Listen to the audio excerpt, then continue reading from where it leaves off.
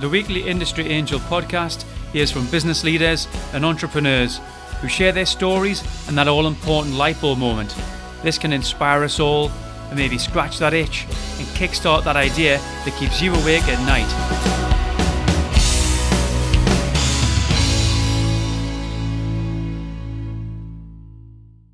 Welcome to the latest edition of the Industry Angel podcast. My name's Ian Farrer, and joining us today we have multi-award-winning entrepreneur Darren Williams. Thanks for joining us, Daz. My pleasure, Ian. My pleasure. I love doing things like this. It's always good to relive the memories. Well, we'll certainly be doing some of that. Now, before you relive your memories, I think I'll start by congratulating your family on the birth of your little girl recently. Yes, just last week. It's a true test of leadership, I think, and negotiation powers. Have you got a child as well? So, yeah, we've got a little boy, 2.5, and that's Ty, spelt T-Y, because it was easy for my mum to pronounce and spell. I'm an only child, so for years I thought I had loads of brothers and sisters when she used to call us all other names apart from Darren.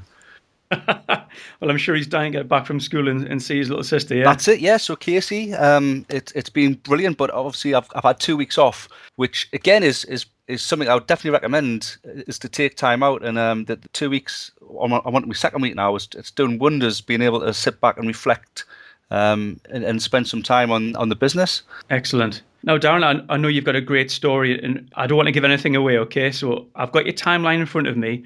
I think it's really worth going back in time and working up to now and understand the journey you've been on. How does that sound? Yeah, sounds great. And hopefully, if there's anyone out there that is looking for some inspiration or any ideas, then that might help them out. Definitely. That's what this is all about, Darren. You've got it.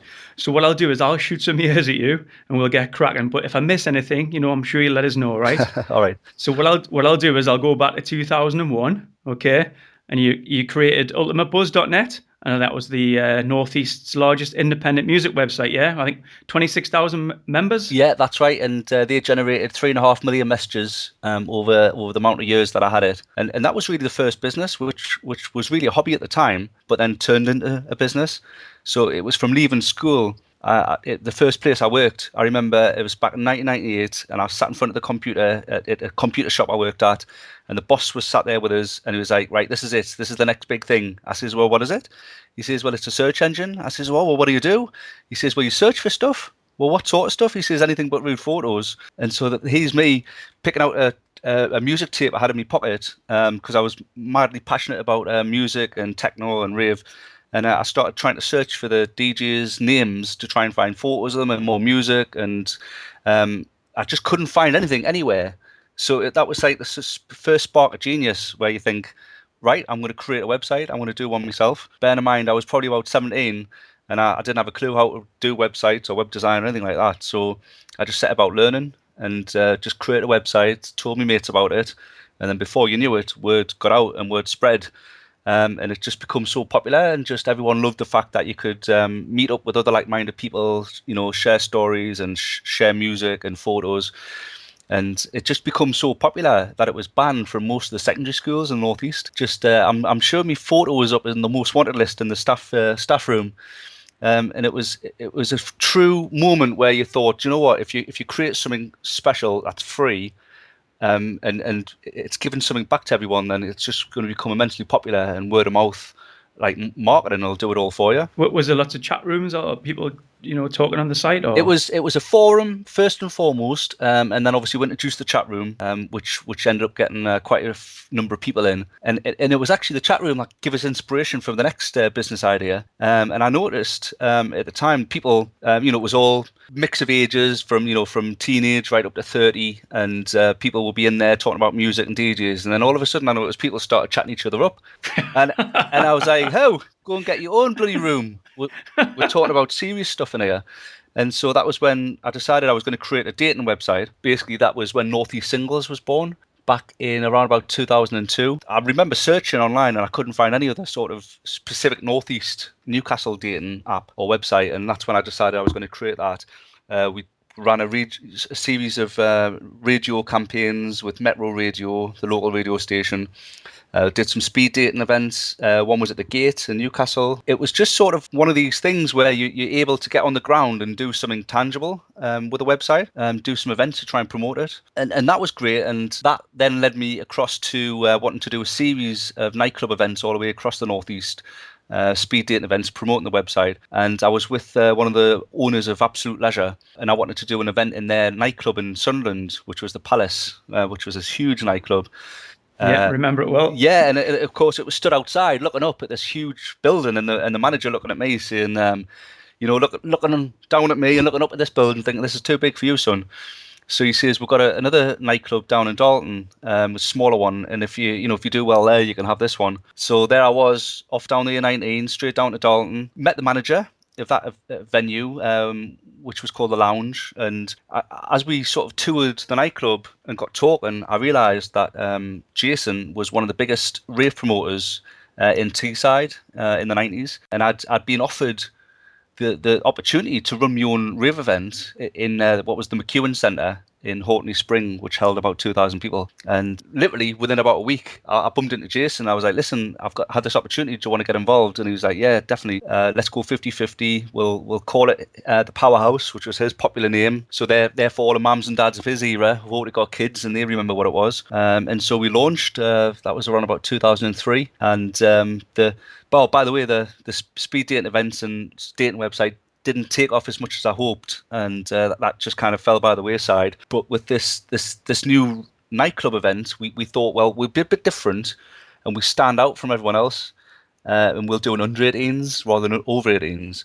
Ah, right, okay. And I guess that could almost be like a tip for anyone out there who's thinking of creating something, getting involved in a business that they're passionate about, and what can you do to stand out and be different. And I think throughout my whole business career, that's always something that I've looked to do. So we launched 2003. We got literally, I spent about 90 quid was the total outlay. Right, for the Powerhouse, yeah, to start it That's off. it, yeah. And got some flyers printed. We advertised it on the website, and before you know it, we had about 400 people first event, 600, 800 the next month, all the way up to 2,000 people every single month. And so, the Ultimate Buzz, was that something you could push the Powerhouse events through, or was that gone by then? Or? Exactly right. I mean, Ultimate Buzz is still running now, and at the time when I was running the Powerhouse, it was in its heyday, so it was immensely popular, lots of people on there. And as you can imagine, all the teenagers were on there who followed the music, but they weren't old enough to go to the older events, so this was ideal for them, and that's why it just becomes so popular.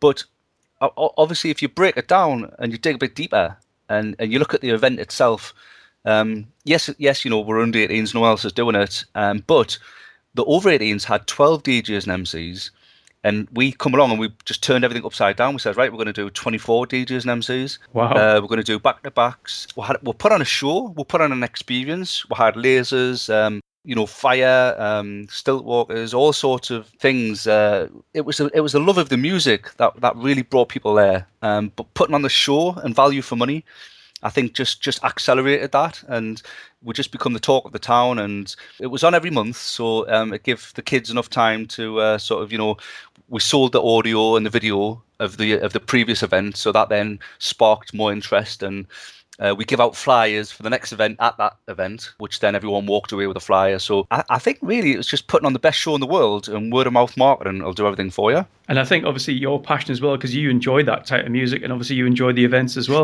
At the time it was funny. I didn't actually look at it as a business. It was the pinnacle of what I'd always dreamed of doing ever since being a young boy, listening to these music tapes. I always wanted to run my own event. And so that's the passion from just loving what I was doing and putting the best show on the world. And I didn't even think about how much money it would cost and how much all of that. It was literally about like just these people, I just want to wow them, and I just want to be like immensely respected for what I've achieved. And of course, that's, I think, is been a lot of the success in that. See, you mentioned that one venue, Darren. Did it not spring out into other venues? Or that's it. I mean, we actually had venues knocking our doors saying, I would love for you to come and work with us. So we did it from Redcar all the way up to Whitley Bay, everywhere in between. The Durham Students' Union event got 1,500 people a month. And it was just, big gatherings of people just joining there for the love of the music. It was just brilliant. Absolutely enjoyed it. And, it's an old cliche when you hear people say, get involved in something that you're passionate about. And that is just a shining example of how true that is. But and how long did that last? Was it something like 5 years, I think? Was it? Yeah, all the way from 2003 to 2008. Another business that it was actually a joint venture with our lass. We went into business together. Obviously, she was a big part in the Powerhouse, and she was a big part in the Ultimate Buzz website. But this was the next business we got together and said, you know what, this is something that you're passionate about. It was a hair and beauty business. How it started, we went down to Leeds Market to start buying some hair because, can you remember Pop Idol? I can indeed, yes. Back in the day, Zoe Burke. I was never on it, mate. No. Well, they missed out, Ian. They missed out. I think the Zoe Burkett, Gareth Gates, Will Young, Zoe Burkett from Hartlepool, local lass, had her hair done in this particular style. This was just before the Powerhouse was finished. And our lass was like, I'd love my hair done like that. So she got it done, and all of her mates wanted it done. And all of a sudden, she sprung this little business out of it, going around doing people's hair extensions. And as we got more immersed into this new industry, we realised that there was big money in the physical hair extensions, the human hair, not just the braided hair like Angie was doing at the time. So we started going down to Leeds Market to buy this, because that was where the cheapest place was, going backwards and forwards every weekend, buying this loads of boxes of hair, boxes piled high in every room in the house, and we were living on top of boxes at one point. Got to the point where we thought, well, why don't we cut out the middleman and go straight to China and just import the hair? And that's what we did around about 2008. So this was an internet business, Darren, selling through the internet? Well, at the time it was just selling through eBay. Okay. Actually, it was 2004.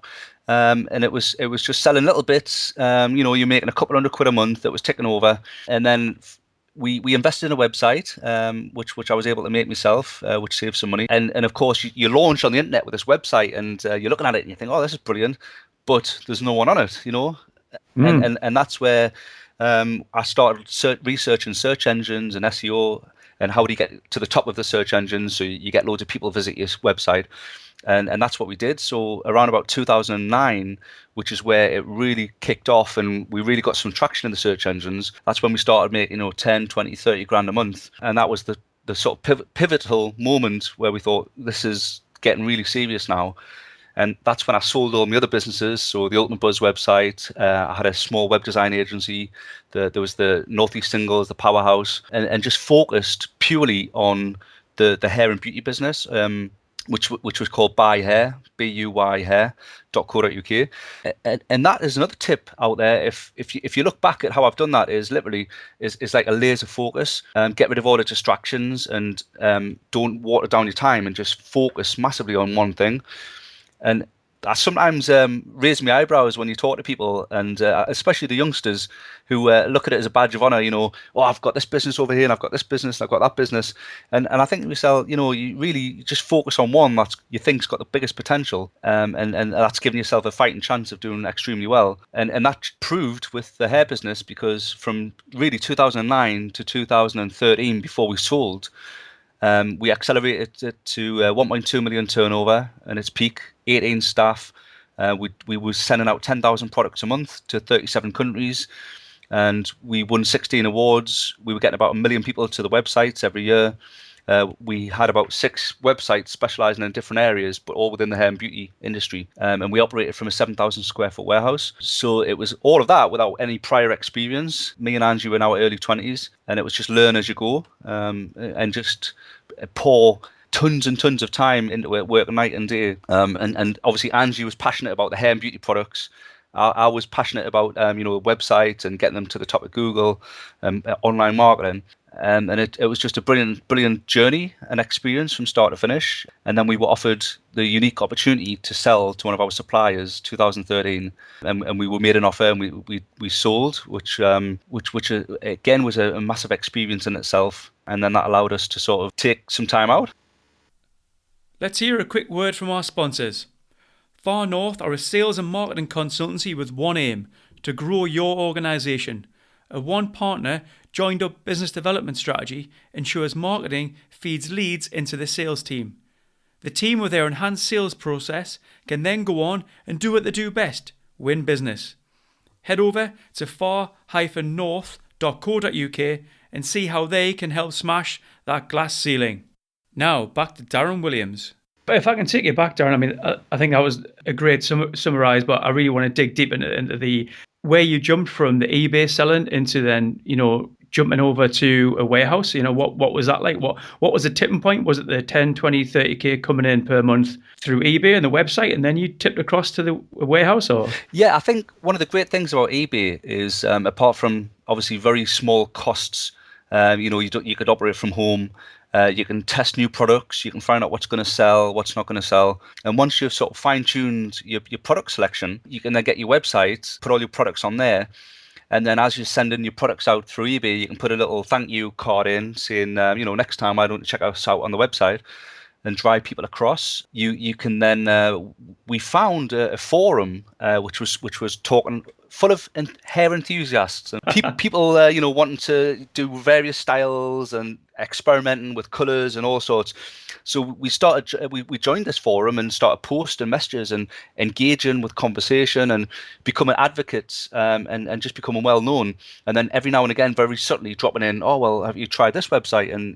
And very slowly but surely, over about a couple of years, we did really good business from driving people across and promoting the website.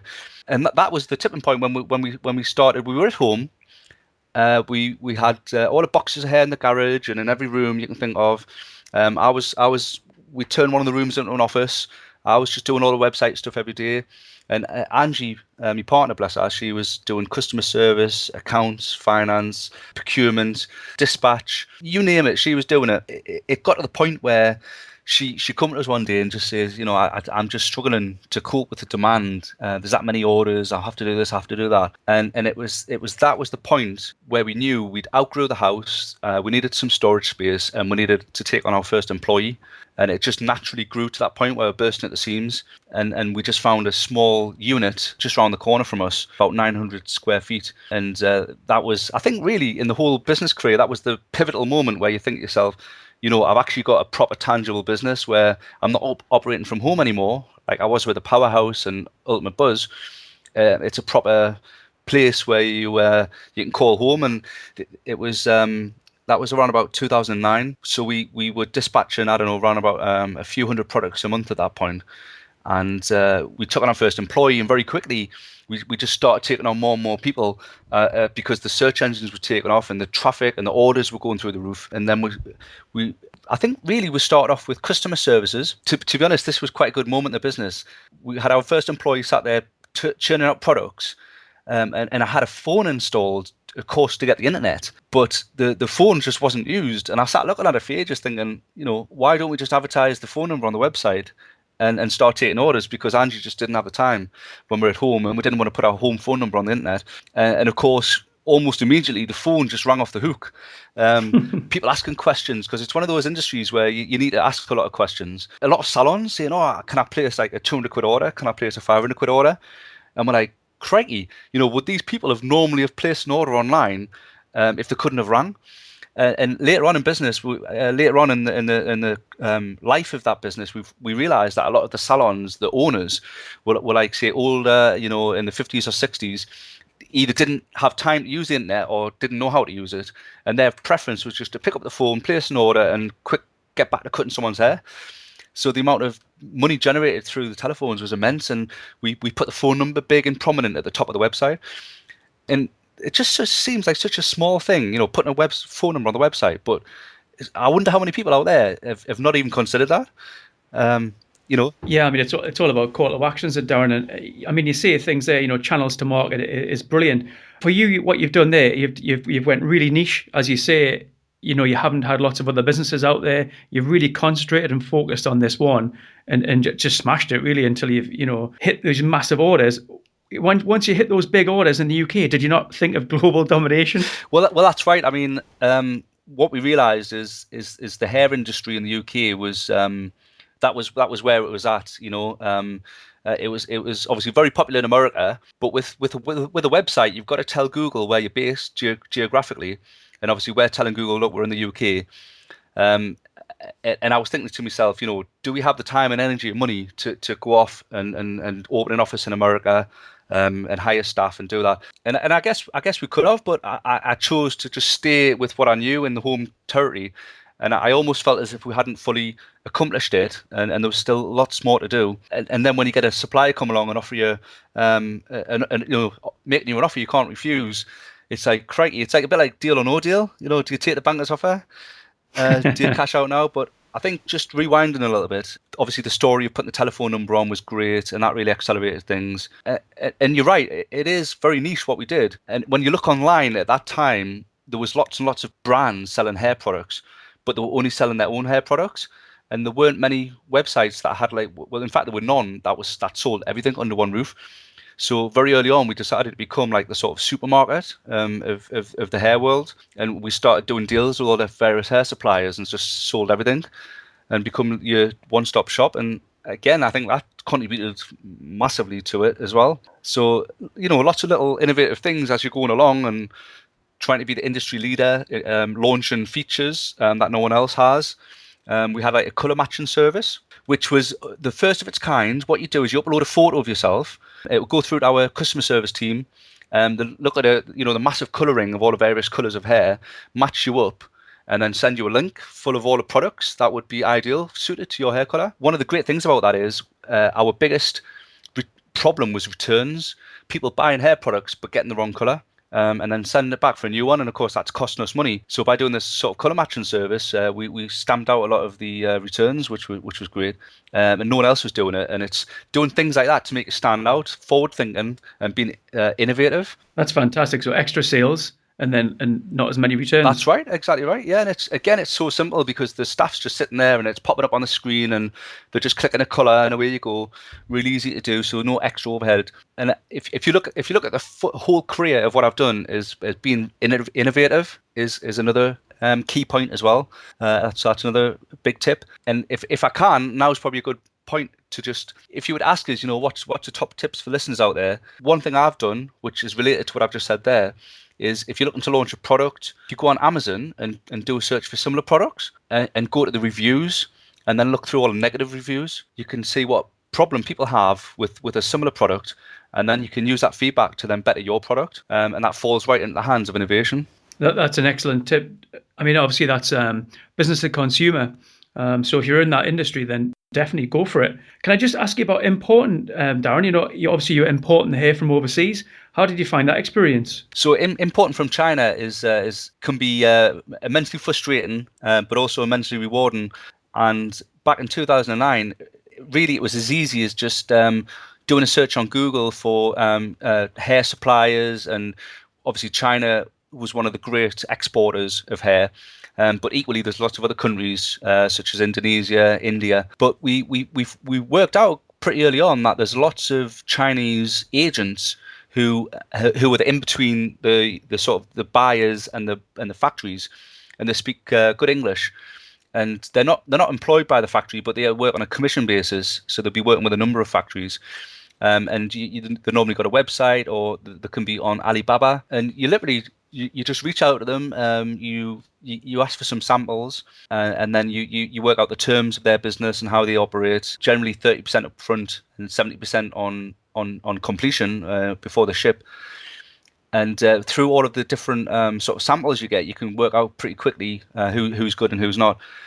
And then you just place small orders, a few $100, and then over the course of 3 to 6 months, you can then build up a bit of a rapport and a relationship, and you build up trust, which is the important thing. And then you just start increasing the orders, and then we got up to tens of thousands of dollars in orders with some of these factories. One of the preferred factories we actually went out and visited, and that was a big eye opener in itself. Learning how these factories operate and what it's all about. And if anyone ever has the chance to do that, I'd thoroughly recommend it. It just helps in your head, work out, suss everything out. And there's lots of tips you can pick up, because the Chinese, as much as I love them, have certain techniques and styles of trying to do business, which can be, in their countries, is thumbs up, but in our country can be frowned upon. So, for example, one little example I've got is when you go to these factories, what they'll do is they'll know who all of the best brands are in your industry, and they'll go and get all of their products, have it in their little showrooms. So when you go and do a tour, and they'll be like, look, it gives you the impression that the manufacturer for those big brands when potentially they might not. So little things like that you've got to be wary of, and other little things I've learned, and it might just be my factory, so I don't want to tar the whole industry. But what can sometimes happen is they can get the orders wrong. They might send too few products. They might send the products with the wrong label. So of course now you go back to them and say, please, can you fix this order? And of course, yeah, that's no problem. We'll send out those 200 products that's missing, or we'll fix the label that was printed wrong. But of course, why don't we add this to your next order, so then it won't cost you any extra money on shipping? And of course, shipping is quite a lot from China to here. And so what they're doing is they're almost securing the next future order from you.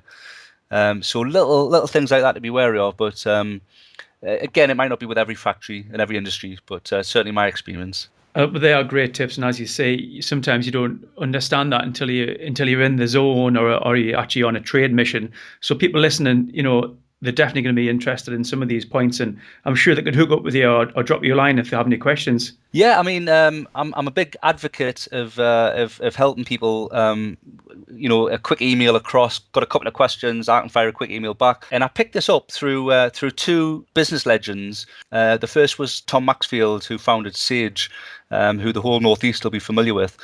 And when he was helping us out and giving some advice, I was like, what can I do to sort of repay the thanks? And he's like, obviously, once you become experienced, if you can help out others, then it returns the favour. And I just thought that was brilliant, And so now, 15 years in business, I can finally, help others. And that's why I always say, if you go to my LinkedIn page and you connect up and you've got any sort of question, no matter what it is, just fire it across, and I'll do my best to help. Well, that's why we're here today, Darren, and you're going to be inundated. I hope you realise it.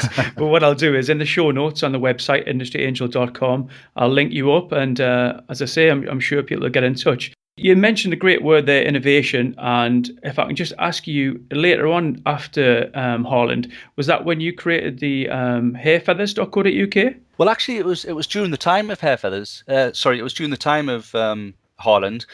And it's a brilliant story in itself. I don't know if we've got a couple of minutes just to tell that story. Definitely. So when I was running Harland, it was all hair extensions, hair and beauty. I used Google Alerts, which is a great tool. What you do is you put in a keyword, no matter what keyword it is. So I was monitoring things like hair extensions, hair and beauty. And when a new web page appears on the internet, it fires an email to you and alerts you to that web page that it contains those keywords. So it's a great way of keeping an eye on the industry. And any new trends that's occurring, and I very quickly become aware of this trend in America that literally just started, and it was made famous by Steven Tyler, who was one of the judges on one of the pop shows over there, and he had this hair feather, he had this feather in his hair.